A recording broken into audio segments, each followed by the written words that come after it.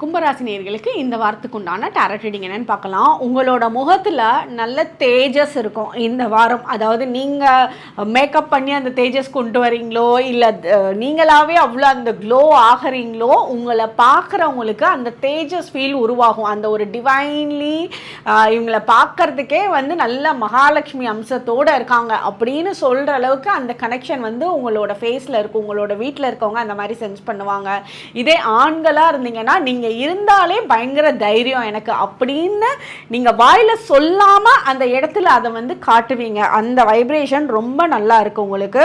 அதே மாதிரி நீங்கள் என்ன நினைக்கிறீங்களோ அதை நோக்கி அந்த முடிவை எடுக்கிறது தான் கரெக்டாக இருக்கும்.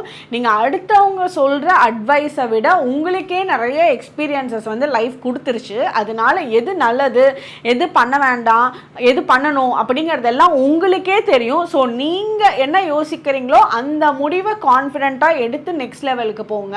அதுவே உங்களுக்கு நல்ல சக்ஸஸை கொடுக்கறதுக்கு உண்டான அமைப்பை ஏற்படுத்தி கொடுக்கும்.